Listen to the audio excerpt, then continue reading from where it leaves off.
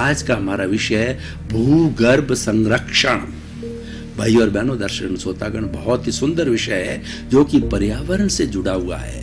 भूगर्भ का अर्थ, भू का अर्थ मतलब पृथ्वी, जमीन, और गर्भ का मतलब उसके नीचे, उसकी गहराई के अंदर क्या छुपा हुआ है। ये हमारी पृथ्वी माँ है। इसको हम जननी जन्मभूमिश्च सर्गदा गरियसी, कि जो जन्म देने वाली माता और जो हमारा भरण पोषण करती है पृथ्वी, दोनों पूजनीय है, वंदनीय है और स्वर्ग से बढ़ करके है।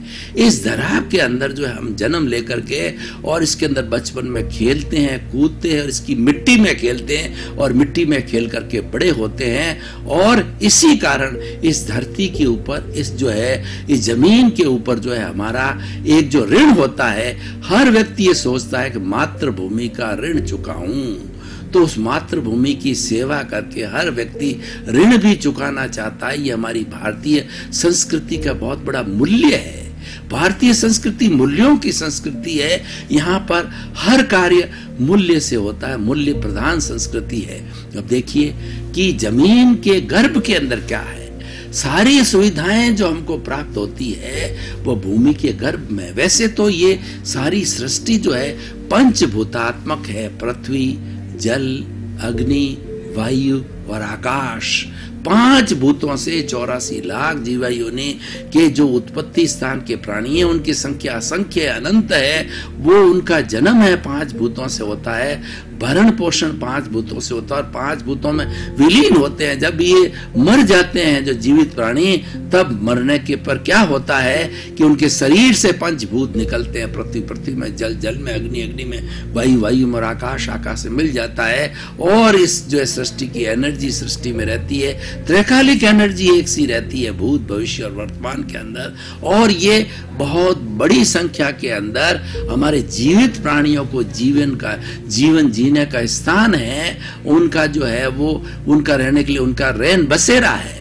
तो भाई और बहनों, दर्शकगण, श्रोतागण, अब गर्भ के अंदर क्या है? जो कुछ भी हमारी संपदा जो बाहर आती है वो भूगर्भ में है। सोना, चांदी, अभ्रक, भोडल, 100 जो है वो आज 106 तरह के जो सब्सटेंस जो विज्ञान ने निकाल रखे हैं, वो सारे हमारे पृथ्वी के गर्भ के अंदर है। हीरा, मोती, माणक, पन्ना सब पृथ्वी के गर्भ में है। पानी पृथ्वी के गर्भ में है। डीजल, पेट्रोलियम पृथ्वी के गर्भ में है। सारी चीजें पृथ्वी के गर्भ में हैं और गर्भ में से निकाल करके हम उपयोग करके अपने काम के अंदर लेते हैं। सबसे बड़ी बात यह कि जो पानी मिलता है अल्टीमेटली पृथ्वी के गर्भ के अंदर जाता है और गर्भ के अंदर भी जो एक्यूफायर्स में छन छन करके शुद्ध होता है। और शुद्ध पानी जो है वो कुओं के द्वारा काम में आता है, जिससे सिंचाई भी होती है और पीने के लिए काम आते हैं। पुराने जमाने में जितने भी ट्रेडिशनल है कुएं हुआ करते थे, ओपन वेल हुआ करते थे, बाद में ट्यूबवेल आया, तो सारा जो अंडरग्राउंड वाटर है वो पृथ्वी के भूगर्भ में होता है और वो उनका उपयोग किया जाता है। अब आप देखिए, आज भूगर्भ संरक्षण हमारा विषय है, उसके बारे में बात करेंगे। तो पृथ्वी का बहुत ज्यादा दोहन हो रहा है। दोहन होने का कारण यह है कि व्यक्ति लालची हो गया है, व्यक्ति लोभी हो गया है। और लोभी के लिए कहा गया है कि विषय नर की लालसा और पाम रोग की खाज, लोभी की धन लालसा और तीनों बेअंदाज। विषयी व्यक्ति होता है और उसकी भोग विलास के अंदर लालसा असंख्य होती है और पाम रोग की खाज हो जाती है। तो खाज व्यक्ति खणता रहता है और लहू तक निकाल देता है। उस तरह से लोभी है, कभी धावता नहीं है। लोभी के लिए कहा गया है इस पूरी सृष्टि का, इस पूरे ब्रह्मांड का जितना भी धन है वो अगर एक व्यक्ति को दिया जाए तभी उसकी तृष्णा धावती नहीं है, क्योंकि उसकी जो है इच्छाएं हैं वो आकाश की तरह अनंत है, वो कभी नहीं धापता। जबकि उसी सृष्टि के अंदर जो 84 लाख जीवा योनि के सभी प्राणी, असंख्य जीव है, सभी अपना भरण पोषण करने की नेचर माँ के अंदर पूरी सुविधा है।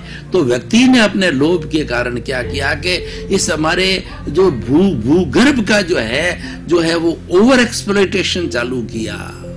ओवर एक्सप्लॉइटेशन के लिए, क्या अपनी सुविधाएं प्राप्त करने के लिए पेट्रोलियम निकालना कि 1000 15 और 2,000 5,000 फीट गहरे जो है उसमें छेद किए गए, और मकराना निकालने के लिए और भी कई तरह से लाइमस्टोन है और भी कई चीजें हैं जिनका कि व्यवसाय चालू किया गया है, जिसके लिए फैक्ट्रियों के लिए रॉ मटेरियल होता है।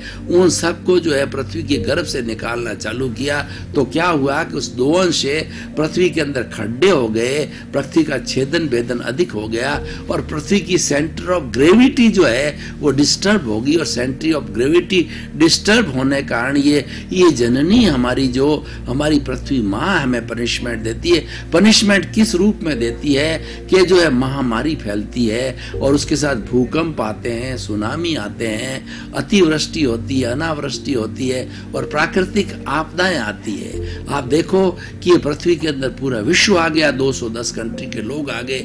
हम प्रतिदिन टीवी के अंदर देखते हैं कि आज वहां पर प्राकृतिक आपदा आ गई, वहां भूकंप आ गया और वहां पर जो है बाढ़ आ गई, वहां पर महामारी फैल गई। तो इस तरीके की सारी समस्या हम रोज प्रतिदिन कहीं न कहीं सुनते रहते हैं। सबका कारण क्या है कि पृथ्वी माँ का दोहन चालू कर दिया है।